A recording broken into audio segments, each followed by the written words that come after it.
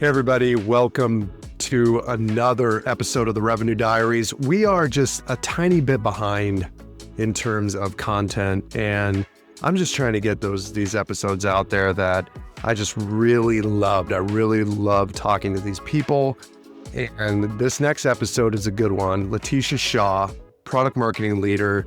We talk about a lot of things, but mostly like her journey from mechanical engineering to marketing, her career transitions, personal growth, how she's influenced her family. I really enjoyed the conversation because we dove into things that I feel deeply about, which is self-doubt, personal growth, and why it's important to pursue passions, which is something I've personally been working on for a while. So I hope you enjoy this episode of the Revenue Diaries with LeTísha Shaw.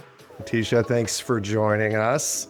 Can you give a little bit of an intro and background on yourself before we get into the meaty topics on life and philosophy and career paths and all that?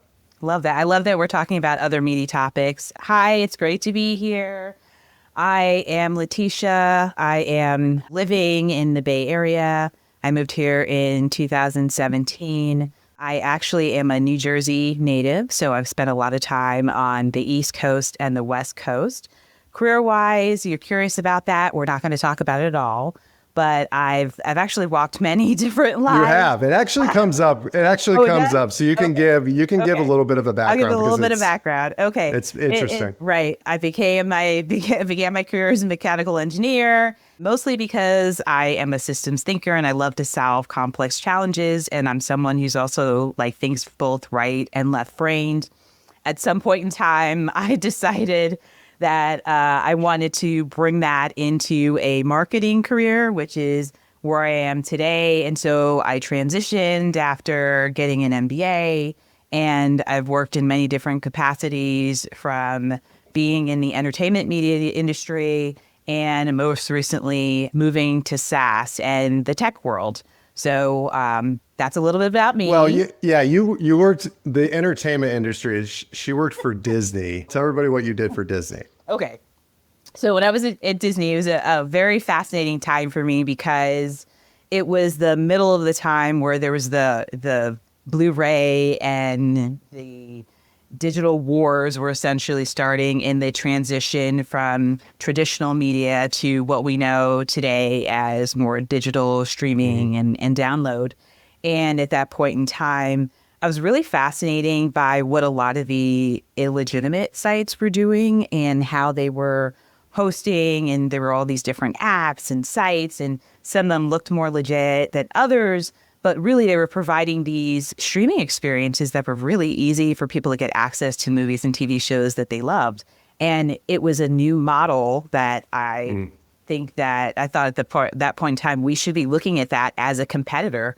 And so I pitched this idea, and we started this center of excellence around really doing competitive intelligence and marketing strategy and research around this whole area and uncovering really what the new media behaviors were around watching movies and TV shows. It was fascinating. And that led to eventually what we enjoy today, right? Which is Disney Plus. Is that a fair statement? That is a very fair statement. A lot of the work that our team did at that time was very much the very beginnings of fed into Disney Movies Anywhere, if anyone remembers that. It was one of the very earlier versions. And now I get to enjoy Hell's Kitchen whenever I want with Gordon Ramsay through Disney Plus. So thank you for that. So that actually goes into one of the questions that I had, which I actually did not share with you. But since you grew up in the streaming world, and it's something you've been working on, what do you like to watch right now? Are you watching anything that is really just entertaining you?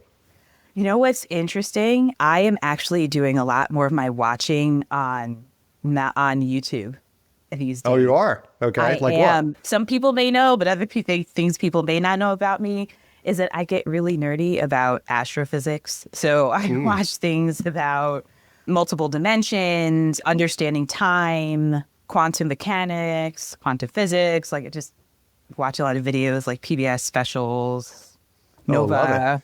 all that type of stuff. Did you watch Dark Matter on Apple TV? I haven't seen that. Oh, it's great. So if you like multi-dimensional, Okay, so I can check that out. Dark Matter, for those of you listening, highly recommend the book by Blake Crouch and the show by the same name. It is great. If you like the multi-dimensional thing, like it's perfect. It's a perfect scenario for what you're doing.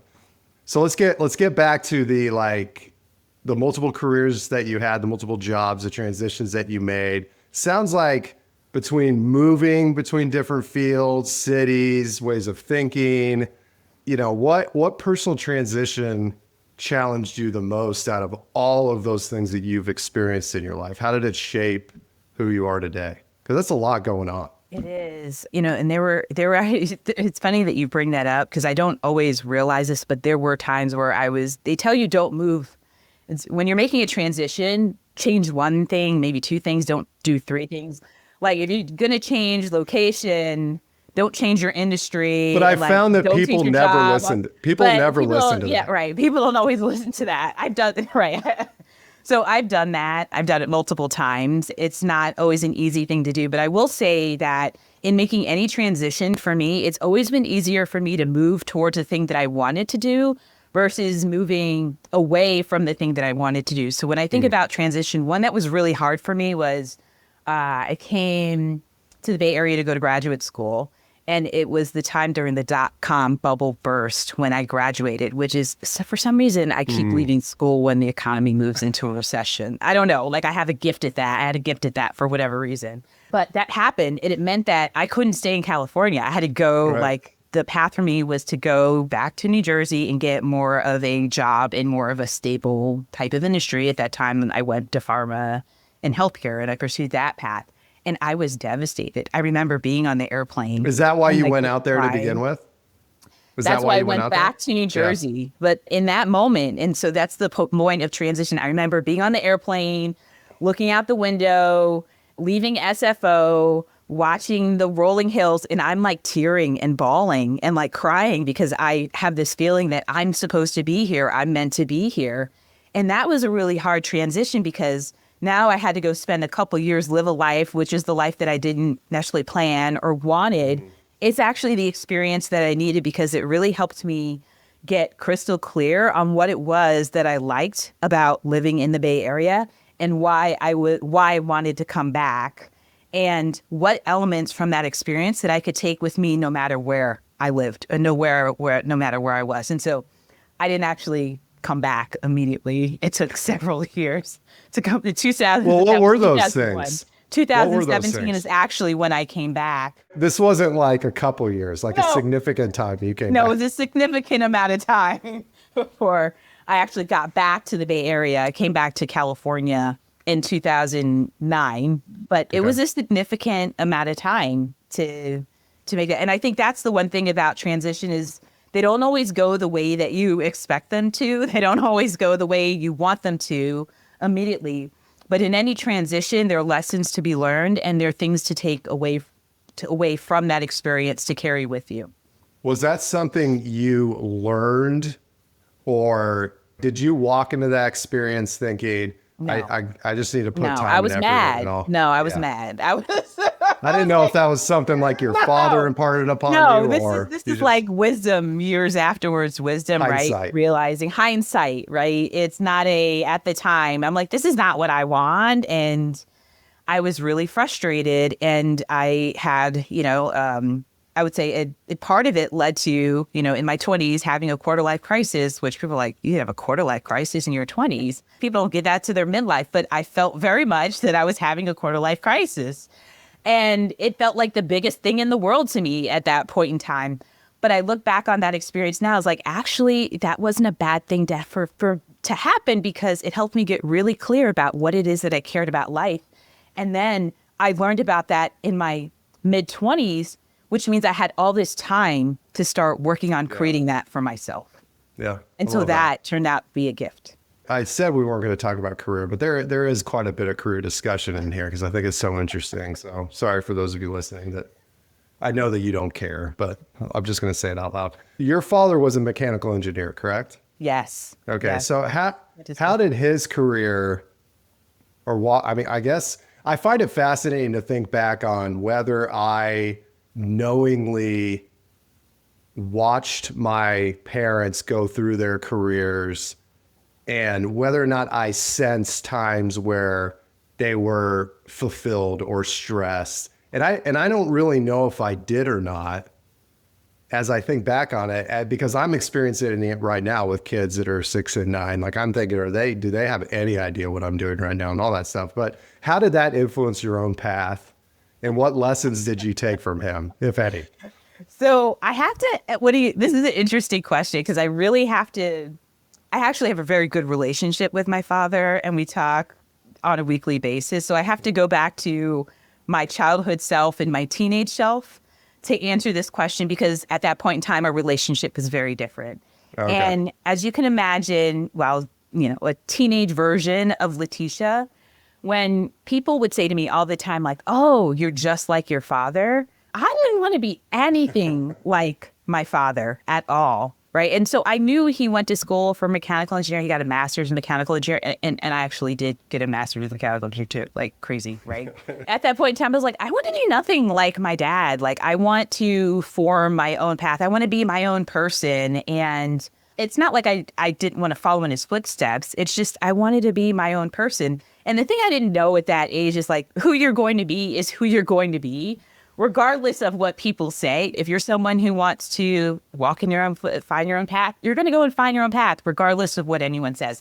And I think what they were really saying at the time, it wasn't that you are going to be like, you're going to be your father. I think what they were saying is you have a mind like your father, like his ability to analyze complex problems and challenges and solve puzzles and take a step back and think strategically, but also someone who's also hands-on, who's willing to get in and tinker and experiment and then understand how things work. I think that's what they were really saying is they were seeing a likeness. And so the only thing they knew at the time was this is what he did and you're like him, so you should do the thing that he did. Right, and, you know, like that makes sense. And there is I suppose there's a little bit of nature that comes into play. Like we don't know what genes we get and what genes are going to show up in the combination of life from that sense. But I did know earlier on I had and still do have an affinity to math and science. And I continue to lean in that sort of went in. Did he lean in with you on math? It just came naturally. It was just part of the DNA. I wouldn't say he leaned in on math. I think he leaned in more on science. So I'd watch him watching shows. And so I would sit with him and I would watch shows that he watched. And a lot of those shows were like Cosmos. Ooh, yeah. Yeah. Imagine that, right? Like Star Wars. Imagine that. And so I would sit with him and we'd spend watching them and we would just talk about things. And I would have questions and he would answer the questions. At the same time, when he was building a deck, my brothers and I were building the deck. So I was watching and, he would figure out how to design the deck and we'd go to Home Depot, buy materials, and put it together. So I was a part of doing that. So I didn't really know any different at that point in time. And my mother, she's a teacher or was a teacher. She's retired now. She was the one who really leaned in with the math because she was a math major. And she's the one that was very focused always on getting the extra workbooks and things to do outside of school, problem solving challenges.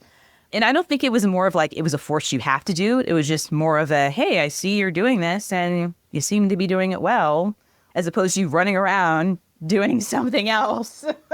Let's just give you more. For your dad, too, it probably was just something he enjoyed doing and it wasn't forced. And you could probably feel that as a kid where, I find this in my own life where I try to force things that I think would be important for my kids to learn that I'm not I wasn't raised that way or whatever. Maybe it's just a different mindset. They can sense when I'm not fully bought into something I'm saying, which is fascinating. Yeah. And that's one thing with me, with my daughter, is I actually try to surround her with different people who have different interests that are different from mine, so that she'll just learn from them and be naturally attracted to them. People are just naturally good at different things. And kids are very smart. They can sense the genuine, authentic nature of that, and they're attracted to it. So like for me, for example, I have tried to grow herbs so many times. I can't even tell you how many times I've tried to grow herbs. I am terrible at it. Well, just herbs or plants in general? Plants too, but when just like herbs or weeds, like how do you not grow weeds? Like how can you, who can't grow a weed, right? And it's like me, who kills weeds? Me. My wife weeds. also kills weeds. So it's like how I have a good sprout and it's good, and then something happens, and then it just, I don't know, like the weed dies. Sometimes it comes back to life, and then it dies. And I just accept that. It's just the thing. I'm like, all right, well, time to get a new herb. You can build a foundation for a massive streaming experience for the entire world, but you kill herbs on the. I do. Okay, so a lot of learning and how we evolve, whether we're talking about the career or plants, is experimentation and failing. You and I are marketers. We do a lot of experimentation and failing in our jobs, but let's think about life outside of the going to school and then the dot-com bubble happening. Like, could you tell me about a time you failed in life and what you learned from it? This is a great question, and I'll tell you why. There are two words in here, like experimentation and failure. So I'm going to start with experimentation, and then I'll talk about my mindset around failure. Experimentation for me was a thing before it was even a thing at work. I feel like I live a life of experimentation. I am always learning new things, trying new things, tinkering with new things. I find something, I like it. I try to figure out if I can make it myself. So for example, I'll give you an example. Went on a trip to Belgium, had Belgian waffles. I was like, oh, this is what Belgian waffles are. This is what they're supposed to taste like. But I try to be gluten conscious. I'm like, how can I make a gluten-free Belgian waffle? This seems really difficult. Now, I had some attempts, and they did not look like waffles at all. Did they taste okay? Pale. Some of them, the texture was not good at all. It was dry. Like there were all types of problems with these waffles. But I would tell you right now, this gluten-free waffle has gotten to the point it's perfected that even my dad can make it. And it comes out wonderful. So you did it? Yes. Absolutely. Are there gluten-free waffles out there, or is this like a multi-million-dollar business you just haven't launched? I don't know that there may be. I don't know if there are or not, but I know that in the Shaw household, we enjoy them on a regular basis. That's amazing. Yes. All right, so that's a great example. How many times? How many times did it take? I honestly don't even know, but I will say it's over 20. Definitely over 20. Yes. Over 20 doesn't seem like that many times. It is a lot, especially if you're writing down the recipe and you're tweaking it and you're taking notes on what worked and what didn't work. And then you're like, okay, next time we're going to try this and see if this works. And then finally figure it out. And then at a certain point you figure it out. I didn't have the secret ingredients. That was the problem. And then that changes your world. Yes. Okay, so good. The waffle's a great example. So what about the failure side? Yeah, so that's just one example of experimentation in my life, right? Failure. So it's interesting. Failure is not a word that I use very often. It's not even a word that comes up in my negative self-talk. And believe me, I am someone, like, I would consider myself someone who's like a high achiever. There's a lot of self-talk that's going on. Failure is not a word I use. I would say words like, so I was thinking about, I was like, what words do I use? I use words like, oh, that's not successful, or that's not right, or you didn't get that perfect, right? Like those are more the words that come up for me, not necessarily. But what's triggering to you about the word failure? Actually, I don't use that word. Like I actually don't use that word at all. Like blank. When you say failure, it's a blank. It's like blank. It's like blank failure. Wait, what does that mean? Translate. What is failure? Okay, failure is right. Like that's what goes through my head. Oh, like it's just all right. not a word. Okay. That's so like you completely blocked it out at some point in time. Yeah, at some point. Maybe it wasn't even used when you were growing up either.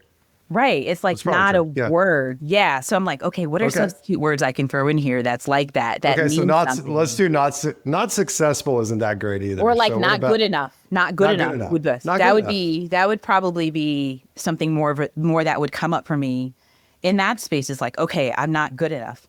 I remember and this is a very embarrassing story, but my college roommates can tell you this is absolutely true. I would play show tunes and Disney musicals, and I would sing them at the top of my lungs, and I'm a terrible singer. And they would, and this is like when I was studying, and they were like, LeTísha, you should not sing. You should not sing at all. You are terrible at it, right? And so I had this thing where I was like, oh, I'm afraid to like sing in public. Like I should not sing in public because I'm a terrible singer, right?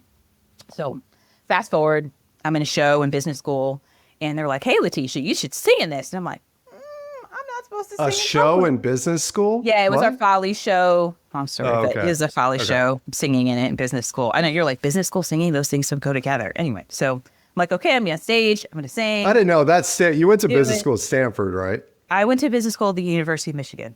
Michigan. Okay, Yeah, Stanford was graduate school. Okay, got it. I didn't know if that was some weird Stanford business school thing, but it Yes. sounds like it's a weird Michigan It's business just thing. yeah. Anyway, so I'm singing on stage. I have a solo. So I'm not just singing a chorus. I got to sing a solo. I'm like, great. That's wonderful, right? And so there's this thing in my head like, you are a terrible singer. Like, you should not sing about it. Okay, fine. And then let's fast forward several years, decide to start a family, got a child, my daughter. And in order to help Wait. me- Pause. What do you do? Pause. Okay, yes. You completely, I mean, maybe you're going to get back to it, but how did the show actually go? Oh, it's Like, did fine. people like it? sang, yeah, people liked it. Yeah, it was. I had a couple lines, just sang in the show. It was a thing. It was scarier for me than actually, Right. what the show was about. Okay. All right. Nobody Fast forward to noticed. your daughter. Yeah, You so just it's kind of you glazed over the fact that you sang happened. I sang, right? It happens. Fast forward. People tell you when you have a child, you should sing to your child. LeTísha's a terrible singer. What am I doing? Right? So what do? I come up with 3 songs that I sing to her every night because I figure if I sing those 3 songs, at least I could sound decent in those 3 songs. And by the time I sing them every night for a couple years, like I must sound halfway decent singing them. I won't be that pitchy, right? Like Twinkle, Right. Twinkle, Little Star. Like you can, 5 Little Monkeys. yeah, like it's not that bad. It's not like I'm trying to sing like a Whitney Houston song, right? Right. The national anthem during the Super Bowl. Right, national anthem. A little challenging. So at that Which point, would be weird to sing to your kid. it anyway, kind of so would be. that's fair. It would be a little weird to sing. But the point is, my daughter is going to be 4 very soon. So you imagine after singing the same couple of songs every day for 4 years, eventually you get, maybe I'm not the best singer in the world, but But no, I get all right at it, right? what's interesting with those 2 stories, especially the first one, I think that even though you had a negative, head trash about singing, you still went ahead and did it. Oh, yeah. Because some people would be frozen, they wouldn't do it, they'd get anxiety. My guess is that you're a fairly optimistic person to begin with. Is that a fair statement? That's okay, fair. so you being able to push through stuff like that, can you remember exactly what you thought? And you just said, I'm going to do it anyway because I think it'll be fun. Is that kind of what happened? It was more of a, people get stage fright Yeah. from speaking. I get stage fright from singing. Yeah, but you still did it. Right. It's just another challenge for me. So, okay, so you saw it as you didn't have negative self-talk. It was just kind of like, everybody's been telling me this all the time. I'm just going to go do it because I see it as something I need to overcome. Yeah, exactly. Okay, that's great. It was scary and I did it. And the next time I have to do it, it'll be less scary. Now, I don't plan on doing it anytime soon, but if I ever a talent do, show. If you ever have you can do a talent show or something. right. That'd be If I great. ever do, which could happen, my daughter may say, hey, mommy, let's do a mommy-daughter, Yeah. sing together in the talent show. And I'm like, oh, guess that's what we're doing. I could Not gonna say almost no. bet money. I can bet money that that's probably going to happen to you now that you've said it. You've put it out into the universe. It's And my, guaranteed. and my college roommates are saying, "Oh, bless the audience." Yeah, Whoever's in that audience, bless them. whoever's listening to this right now, if this happens, we will come back to this. Doesn't matter how long it takes. It could be a decade from now. We're gonna have this conversation. Okay, so look, we're gonna transition a little bit. But if you could take a year off, Yeah. no work, to master something or to do something, what would it be? Okay, so this answer is going to be different than I probably would have said a year ago. If I would, because I feel like with work, I've been so ingrained in technology, and I would do something completely different, something that I'm still learning, and I've always aspired to be good at is I always wanted to speak another language and be fluent in another language. So for me, it would be to completely immerse myself in another language, live in another country. Where? What language? It would be Spanish. Spanish? Okay. Where would you go? I don't know. Could be Argentina, Peru, Spain, any one of those countries, because I would want there to be good food, good dancing, fun people, great history, art, and culture to learn about. And I would want to just learn about life just from a completely different perspective. I think it would just help me to be a just better rounded person. And the more I meet different people, the more I find that we have in common than we have differences. And then you would record your album, right? In Spanish. Spanish album. Like a folky Spanish album. It's funny that you say that. I actually really enjoy dancing salsa and bachata. And I listen to a lot of like bachata music with my daughter. Do you do that? Like, do you do that regularly? Yes. I used to, yes, before, Okay. before child. Yes. Before child, yes. That comes to the last question, which is, what did you say at the end there? Before child. Oh, before child. BC before child. I might steal that. BC, I never heard that before, but that makes complete sense. I just made that up in the spot. I just did that. No, you didn't. Did you really? Yes, I did. Seriously. Yeah. Okay, those of you listening, that's trademarked. I'm going to steal that because that's brilliant. Okay, so it strikes me that you might have at least, maybe not a lot of hobbies, but certain things that you do outside of work. And I find this question fascinating, and I ask this of all the guests because I don't have one. It's pretty much my kids, and I work and I read fiction before I fall asleep in like 3 minutes. Okay. So what hobbies do you have? What passions do you have outside of work that people might not necessarily expect? Or what do you just really enjoy doing? I would say I'm a professional hobbyist for sure. And I would say my superpower is like master mixologist.